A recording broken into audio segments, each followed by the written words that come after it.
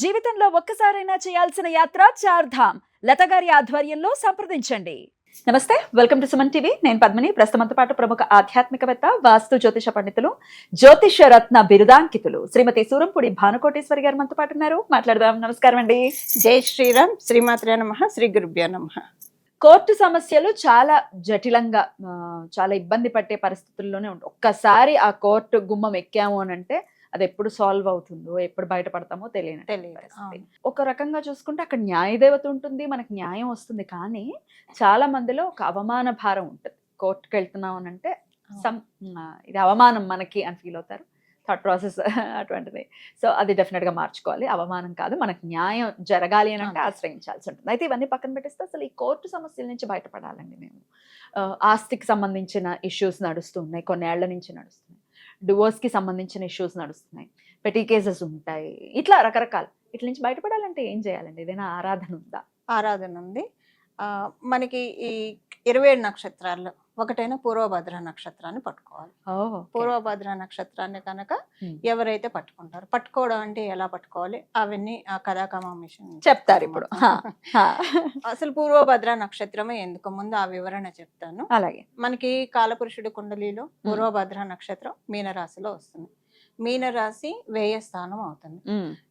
ఎవరికైనా జైలుకి వెళ్ళే ఇది ఉందా అన్నది ప్రైమరీగా మనం 12th హౌస్ నుంచి డిటర్మైన్ చేస్తాం. 12th లార్డ్ లగ్నంలో ఉంటే వాళ్ళు కారాగారాన్ని చూస్తారు, ఖచ్చితంగా చూస్తారు. అందుకే దాన్ని డైవర్ట్ చేసుకోవడానికి ఏం చెప్తారంటే, వాళ్ళు కనుక లా ప్రొఫెషన్స్ తీసుకున్నా లేదా పోలీసు ఇలాంటి కెరియర్ తీసుకుంటే కనుక అప్పుడు వాళ్ళు ఎలాగో నిత్యం రోజు అది అంటే మనకి డైవర్సిఫై చేయాలి. ప్రాబ్లమ్ ని మనం ఇంకొక రకంగా అవయోగాన్ని యోగం కింద మార్చుకోగలగాలి. అలా చేస్తే కనుక అప్పుడు అప్లికేబుల్ ఉండదు. సెకండ్ థింగ్ ఏంటంటే, ఇప్పుడు కొంతమందికి ఏంటంటే ఈ 12th లార్డ్ కనుక వాళ్ళ గురుబలం ఉందనుకోండి, అప్పుడు వాడు కారాగారాన్ని చూసే అవకాశం ఉండదు, కోర్టుని చూసే అవకాశం కూడా ఉండదు. బంధనం ఎలా ఉంటుందంటే, వాళ్ళకి ఇష్టం లేని ఇంట్లో ఉంటారు. ఆ ఇల్లు వాళ్ళకి బందికానా అనిపిస్తుంది. ఆ ఇంట్లోంచి వెళ్ళాలంటే వెళ్ళలేరు. ఆ చుట్టుపక్కల వాళ్ళతోటి కావచ్చు, ఇలా బాగా ఇష్యూస్ ఫేస్ చేస్తుంటారు. అబ్బా ఇల్లు వద్దురా భగవంతుడు అనుకుంటారు, కానీ వెళ్ళడానికి వాళ్ళకి ఉండదు. అంటే అది కూడా ఇండైరెక్ట్ గా ఒక రకంగా బంధనం. కథ గురుబలం ఉంటుంది కాబట్టి దీనికంటే ఇది బెటర్ కదా, ఇప్పుడు గుడ్డి కంటే మెల్ల బెటర్. అదే మెల్ల బెటర్ కదా, అలాగనమాట. అలా ఆయన అంటే ప్రాబ్లమ్ ని ఇంటెన్సిటీని తగ్గిస్తాడు. ఇదైతే ఇప్పుడు మీరు అన్నట్టు అవమాన భారం ఇది కూడా ఏమి ఉండదు కదా, వాళ్ళ వరకు వాళ్ళకి తెలుస్తుంది. ఈ 12వ స్థానము మనకి ఈ కారాగారాన్ని కూడా సూచిస్తుంది. చాలా ఉన్నాయి, అసలు గిఫ్ట్ డీడ్ కూడా సూచిస్తుంది 12వ స్థానం. మాతృడి అని చెప్తుంది. చాలా ఉన్నాయి, బ్యూటిఫుల్ థింగ్స్ ఉన్నాయి, విదేశాన్ని సూచిస్తుంది, ఒక్కొక్క శయ్య సౌఖ్యాన్ని సూచిస్తుంది. అందులో మనకి శుక్రుడు ఉంటే కనుక లగ్జరియస్ లైఫ్ ను కూడా సూచిస్తుంది. ఏ హౌస్ అయినా ఏ హౌస్ అయినా అంటే మనకి ఏ హౌస్ అయినా మనకి సహజ కారకత్వాలను సహజంగా మనం కాలపురుషుడు కుండలిలోంచి మర్చిపోకూడదు. ఉదాహరణకి ఇప్పుడు కన్యారాశి అయింది, వ్యయంలో శుక్రుడు ఉన్నాడు అనుకోండి, సో అది కూడా ఉన్నట్లే. ఎందుకంటే మనకి సహజ కాలపురుషుడు కుండలిలో 12th హౌస్ లో ఉన్నట్లే మనకి చెప్తారు.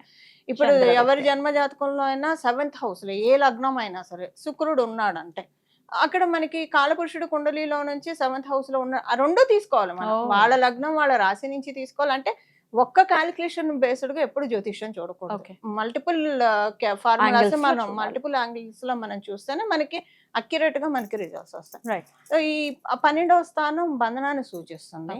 ఈ బంధనాన్ని నుంచి విముక్తి చేసేవాడు సీతా అమ్మవారిని అశోకవనంలో దుష్ట రావణుడి చెంత నుంచి విడిపించి అయోధ్యకి తిరిగి వచ్చి పట్టాభిషిక్తులు అవ్వడానికి మేజర్ రోల్ పోషించింది మనకి హనుమంతుడు పూర్వభద్ర నక్షత్రం రోజు జన్మించాడు. ఆయన జన్మ నక్షత్రం అది. ఎవరైతే పూర్వభద్ర నక్షత్రం రోజు సుందరకాండ, ఇది నేనేం సప్తాహంగా 21 రోజులుగా ఇలా పారాయణం చేయమని అయితే చెప్పట్లేదు.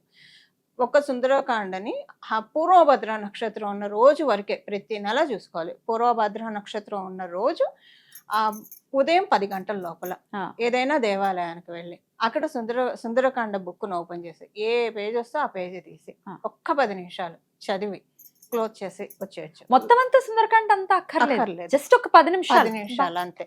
కథ ముగించేది మనం కొంచెం ఆనందకరమైన ఘట్టాలతోటి, ఆనందంగా ఉన్న ఘట్టాలతోటి ముగిస్తే అదొక సెంటిమెంట్. అదేమంత రూల్ కూడా కాదు, బట్ ముగిస్తే కనుక చాలా మంచిది. ఓకే. ఇలా ఒక 3 పూర్వభద్ర నక్షత్రాలు చేసి కోర్టు కేసుల నుంచి బయటకు వచ్చిన వాళ్ళు చాలా మంది ఉన్నారు. అద్భుతం. ఈజీగా బయటకు వచ్చేసేయచ్చు. మ్మ్. ఆయన బయటకి తెచ్చేస్తాడు. హనుమంతుడిని పట్టుకుంటే బయటకు వస్తుంది. మనకి నెలలో దీనికి చేయాల్సిన ఒకే ఒక్క రోజు. మ్మ్. ఆడవాళ్ళు ఉన్నారు, మ్మ్. ఓకే, ఇప్పుడు వాళ్ళకి పీరియడ్ ఉంటే వాళ్ళ ఇంట్లో వాళ్ళ హస్బెండ్ చేయొచ్చు. చేయొచ్చా? మ్మ్. కానీ అదే. మిస్ అవ్వకుండా చెయ్యాలి. మిస్ అవ్వకుండా కన్సర్వేటివ్ గా చేయాలి. 3 months చెయ్యాలి. ఇప్పుడు ఒక పౌర్ణమి, ఒక పూర్వభద్ర నక్షత్రం చేశారు అనుకోండి పద్మిని, సెకండ్ అబ్సెంట్ దేనికి రాకూడదు. ఆ, మనం ఏ ద్వితీయ. పరిహారం చేసినా సెకండ్ అబ్సెంట్ రాకూడదు. మ్మ్. సెకండ్ వీళ్ళకి అబ్సెంట్ వస్తుందంటే మ్మ్. వీళ్ళ తరఫున వాళ్ళ కుటుంబ సభ్యులైనా చేసేయాలి. మ్మ్. చూస్తే కనుక అదైనా పర్వాలేదు. మ్మ్. భగవంతుడు భావాన్ని చూస్తాడు. మ్మ్. మనకి భావగ్రాహి జనార్దన అని చెప్తున్నాం అనేది. అంతే. సో మన భావాన్ని ఆయన గ్రహిస్తాడు కాబట్టి ఇలా పూర్వభద్ర నక్షత్రం రోజు మ్మ్. ఎవరైతే సుందరకాండని 10 నిమిషాలు చెప్తారో, చదువుకుంటారు, మ్మ్. వాళ్ళకి ఖచ్చితంగా వాటిల్లోంచి బయటపడతారు అద్భుతం అండి, అద్భుతం. తొందరగానే. హా. ఎప్పుడు వస్తుంది ఏంటి అనేది ఇవాళ రేపు తెలుసుకోవటం అనేది చాలా ఈజీ. అసలైతే పంచాంగాలు ఇది వరకు ఇంట్లో ఉండేది, ఇప్పుడు అవి లేవు కాబట్టి ఇంకా మనకి లోకమాత గూగుల్ తల్లి ఉంది కదా, సో క్యాలెండర్స్ లో ఉంటుంది, చూసుకుంటే సరిపోతుంది. పూర్వభద్ర నక్షత్రం ఎప్పుడు ఉంది, పంచాంగంలో చూస్తే ఇంకా బెస్ట్. ఇంకా బెస్ట్. ఎప్పటి నుంచి ఎగ్జాక్ట్ గా స్టార్ట్ అవుతుంది.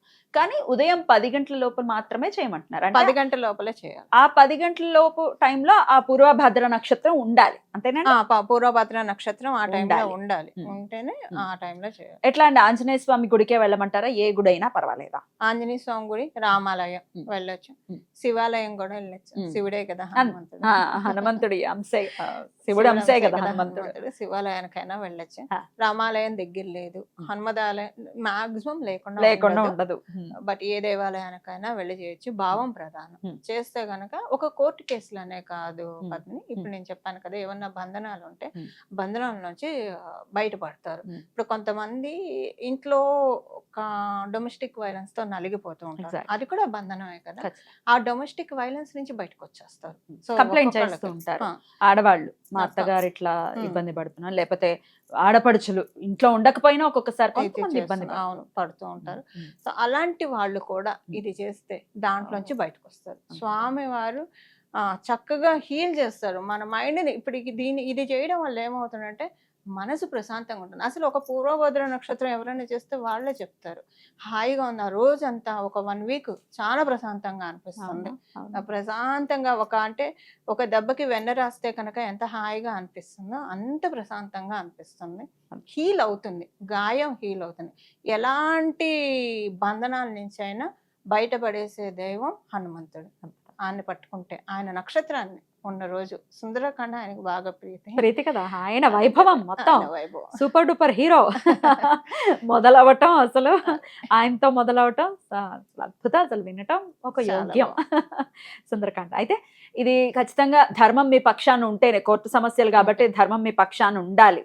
ధర్మం ఉంటేనే, ధర్మాన్ని ఆచరించారు కాబట్టి ఎంత రావణుడి వైఫ్ అయినా మండోదరికి దండం పెట్టాడు హనుమంతుడు. సో ధర్మం మన పక్కన ఉండాలి, అప్పుడు మాత్రమే వర్కౌట్ అవుతుంది. ఎప్పుడు ఇంకొకసారి అప్పుడు భగవంతుడు జ్ఞానాన్ని ఇస్తాడు. జ్ఞానాన్ని ఇచ్చి ఇంకొకసారి ఇలాంటిది చేయకుండా అలాగైనా వాళ్ళకి ఏదైనా అంటే ఏమవుతారు, శిక్ష తగ్గచ్చు. రైట్, శిక్ష తగ్గుతుంది. అలా కూడా అనుకోవచ్చు. పరివర్తన రావటం అవసరం కదా, ఖచ్చితంగా అది కూడా వస్తుంది అనుకోవచ్చు. అద్భుతం అండి, చాలా చక్కటి తరుణోపాయాన్ని సూచించారు. ఖచ్చితంగా ఈ సమస్యలతో ఇబ్బంది పడే వాళ్ళు హనుమంతుడి అనుగ్రహంతో బయటపడాలని మనస్ఫూర్తిగా కోరుకుంటూ కృతజ్ఞతలండి. జై శ్రీరామ్. నమస్తే. మంగళం. నమో భగవతే వాసుదేవాయ. జై శ్రీరామ్.